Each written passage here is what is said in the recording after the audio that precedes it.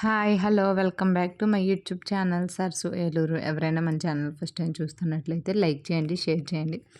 అలాగే సబ్స్క్రైబ్ చేయండి. ఈ వీడియోలో మీకు క్యారెట్ బీట్రూట్ ఫ్రై ఎలా చేసుకోవాలో నేను చూపిస్తాను. ఫస్ట్ అయితే స్టవ్ ఆన్ చేసుకొని కళాయి పెట్టుకోవాలి.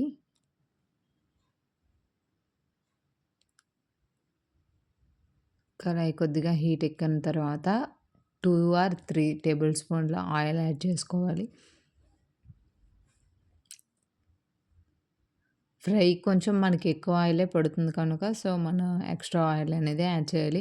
ఇలా ఈవెన్‌గా ఆయిల్ అనేది కళాయికి మొత్తం స్ప్రెడ్ చేస్తే మనకి ఫ్రై చేసేటప్పుడు ఏంటంటే మాడదు. ఇప్పుడు ఆయిల్ కొద్దిగా హీట్ ఎక్కినాక జీలకర్ర, ఆవాలు, అలానే శనగపప్పు,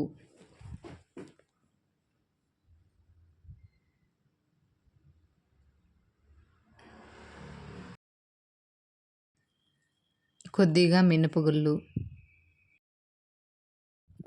అలానే పల్లీలు కూడా యాడ్ చేసుకోవాలి. ఇవన్నీ యాడ్ చేసుకోవడం వల్ల ఏంటంటే మనకి చాలా క్రిస్పీగా ఉంటుంది. అలాగే మనకి ఫ్రై చేసేటప్పుడు కూడా చాలా టేస్టీగా ఉంటుంది మనం తినేటప్పుడు. అందుకే ఇవన్నీ చాలా దోరగా ఫ్రై చేయాలి.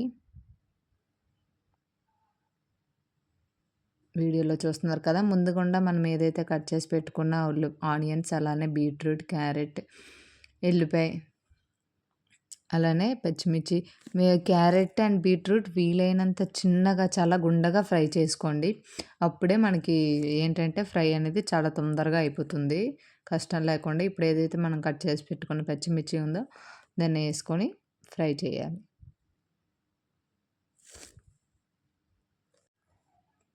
కొద్దిగా కరివేపాకు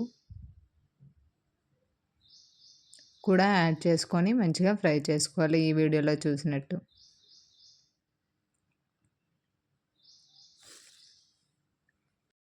ఇప్పుడు మనం ముందుగానే చాప్ చేసి పెట్టుకున్న ఆనియన్స్ వేసుకొని వాటిని కూడా పచ్చివాసన పోయేంత వరకు చాలా నీట్‌గా ఫ్రై చేసుకోవాలి.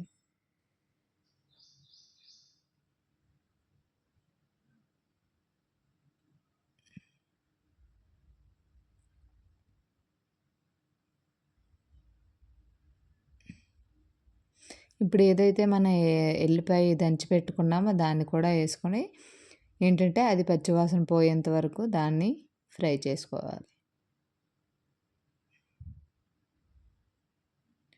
ఇప్పుడు మనం ముందుగానే కట్ చేసి పెట్టుకున్న బీట్రూట్ మనకేంటంటే అది ఉడకడం అంటే ఫ్రై అవ్వడానికి చాలా టైం పడుతుంది.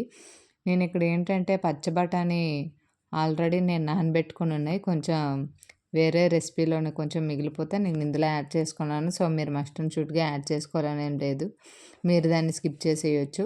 ఆ 2 మిక్స్ చేసిన తర్వాత ఇప్పుడు మనం క్యారెట్ ఏదైతే చాప్ చేసి పెట్టుకున్నామో దాన్ని కూడా వేసి నీట్‌గా ఫ్రై చేయాలి. ఇప్పుడు 1 టేబుల్ స్పూన్ సాల్ట్ అండ్ అలాగే హాఫ్ టేబుల్ స్పూన్ పసుపు ఎక్కువ వేసుకోకూడదు. ఎందుకంటే చేదొస్తుంది. కారం కూడా తగ్గించేసుకున్నాను. ఎందుకంటే మాకు పచ్చిమిర్చి చాలా ఎక్కువ కారంగా ఉంటుంది కనుక నేను కారం ఏంటంటే కొద్దిగా తగ్గించేసుకున్నాను. మీరు మీ టేస్ట్‌కి తగినంత చూసుకొని మీరు కారం యాడ్ చేసుకోవచ్చు. ఇలా వీటిని నీట్‌గా ఫ్రై చేయాలి. ఇప్పుడు ఏదైనా దానిపైన మూత పెట్టుకొని దాని నుంచి ఇంకా ఒక 3 మినిట్స్‌కి ఏంటంటే వాటిని కలుపుతూ ఉండాలి. లేదంటే అడుగు పెట్టేస్తది. అది మాడకుండా ఏంటంటే మనము ప్రతి 3 మినిట్స్‌కి కూడా కప్పు తీస్తూ అలానే కలుపుకుంటూ మళ్ళీ కప్పు పెడితే మూత పెట్టడం వల్ల ఏంటంటే అది తొందరగా మగ్గుతుంది. సాఫ్ట్‌గా కుక్ అవుతుంది.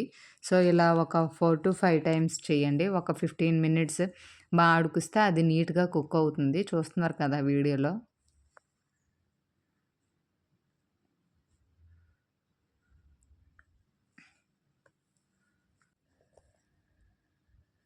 ఇలా 15 మినిట్స్ ఫ్రై చేసిన తర్వాత దాన్ని స్టవ్ ఆఫ్ చేసుకొని పెట్టుకోవాలి. ఇప్పుడు వేడి అన్నంతో మనం సర్వ్ చేసుకుంటే చాలా బాగుంటుంది. టేస్ట్ ఎలా ఉంటుందో నేను చెప్తాను ఇప్పుడు టేస్ట్ చేసి. టేస్ట్ అయితే చాలా అంటే చాలా బాగుంది. అంటే చాలా స్పైసీగా ఉందన్నమాట. కొద్దిగా ఫ్రైస్‌లో ఏంటంటే క్యారెట్, బీట్రూట్ కొంచెం స్వీట్‌గా ఉంటుంది కనుక మనం కారం ఎక్స్ట్రా యాడ్ చేసుకుంటే మనకేంటంటే ఆ స్వీట్ అనేది మనకి తెలియదు. వేడిగా తింటే భలే సూపర్‌గుంటుంది. ఇది రసంలో అంటే వేడివేడి అన్నంలో రసంతో సర్వ్ చేసుకున్న ఈ కర్రీ లేదంటే రైస్‌లో కలుపుకున్న, అలానే పప్పుచారుతో మనం సర్వ్ చేసుకున్నా కూడా చాలా బావుంటుంది. ఇది చపాతీ, రోటీలోకి కూడా చాలా బావుంటుంది. సో, ఇప్పుడు నేను నార్మల్‌గా రైస్‌లో కలుపుకొని ట్రై చేశాను కదా! ఇప్పుడు అలానే ఏంటంటే పప్పుచారుతో కూడా ట్రై చేద్దాం.